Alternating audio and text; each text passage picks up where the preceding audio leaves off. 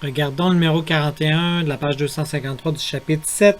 On dit on a une force de 24 newtons faisant un angle de 60 degrés comme on voit sur le dessin, qui force sur un bloc de 3 kg, mais qui est retenu par un ressort de 20 newtons par mètre. On dit aussi qu'on donne un frottement de musée qui est de 0,1. Donc le système part du repos, puis l'allongement du ressort aussi est nul. Donc les deux choses sont importantes, vitesse nulle, et le ressort n'est pas allongé ni compressé.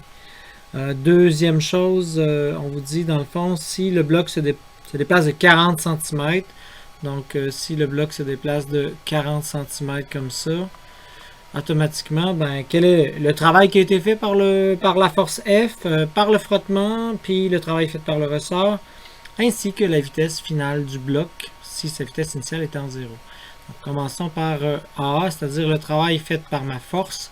On sait que le travail fait par la force produit scalaire du déplacement, ou la force efficace dans le même sens du déplacement que Donc, on voit que la force efficace, ou Fx, qu'on pourrait dire, fois delta x, faites-le de la façon à laquelle vous comprenez le mieux. Donc, c'est 24, mais cosinus de, 24 cosinus de 60 ici, fois une distance de 0,4 en fin de compte, des mètres et des newtons, donc ça va donner des joules. Donc on trouve la réponse rapidement, 24 fois le cosinus de 60 fois 0,4, on arrive à 4,8 joules. Donc j'ai trouvé le premier. Après on veut trouver le travail fait par le frottement. Bon là tout de suite le frottement, on sait qu'il va aller vers l'arrière le frottement. Puis il se déplace vers l'avant, donc c'est un cos de 180 où on met un moins devant, donc ça va plus rapidement, donc ça va être moins le frottement. On sait que la force de frottement c'est donné par μc fois la normale, fois le déplacement en bout de ligne delta x, fait que ça va être encore 0,4. Le seul x c'est quelle est la normale, et plusieurs vont mettre 3 fois 9,8 comme normale quand, oh attention, la force de 24 que vous voyez qui est ici, force vers le haut. Il faudrait plutôt aller ici, se faire un diagramme de force. Donc, ce que je vois en tant que tel, j'ai un poids de 3 fois 9,6. Donc, 9,8, excusez. Ça donne 29,4 newtons. J'ai une force de 24 newtons qui est par là. Et j'ai une force normale aussi qui est par là. Donc, je vais mettre une flèche pour comprendre que ce n'est pas newton. Et on sait que, oui, il y a le frottement aussi vers l'arrière. C'est vrai, excusez. Et de toute façon, c'est en Y que ça m'intéresse. On sait que la somme des forces en Y, l'objet ne monte pas et ne descend pas. Rappelez-vous, la somme des forces en Y est égale à 0. Donc ici, ce que je vois, c'est que je vais avoir la normale plus 24 sinus de 60 moins 29,4 égale à 0. Ce qui va pouvoir me permettre de trouver la normale de 29,4 moins 24 fois le sin de 60. Donc, ce qui me donne 8,62 newton. Donc là, ici, je peux aller dans mon coefficient. Donc, ça va donner moins 0,1 fois 8,62 fois 0,4 égale, puisque j'ai gardé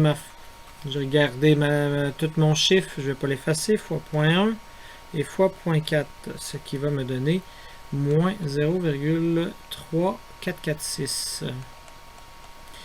Encore là, c'est des joules, je suis dans le système international.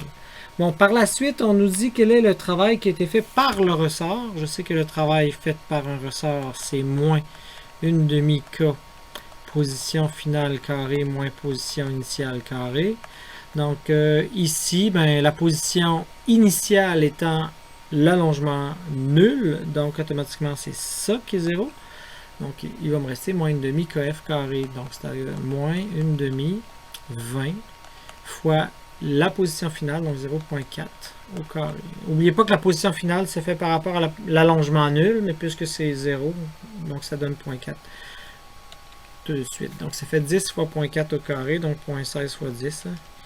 Donc ça va donner 1,6 moins 1,6 pour notre pitonner. Joule.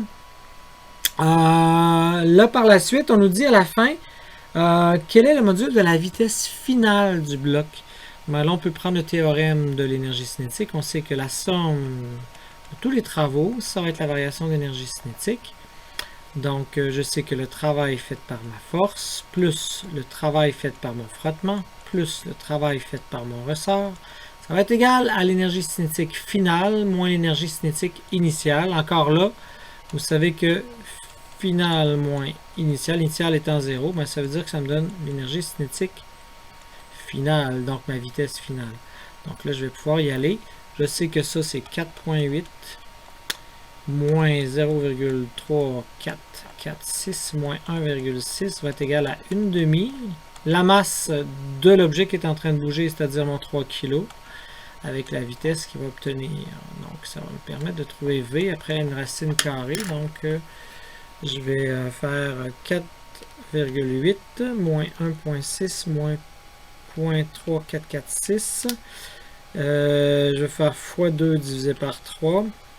Et je vais faire la racine carrée de ça. Donc, ça me donne 1, n'oubliez pas la racine carrée, 1,38 mètres par seconde comme vitesse. Et c'est ça.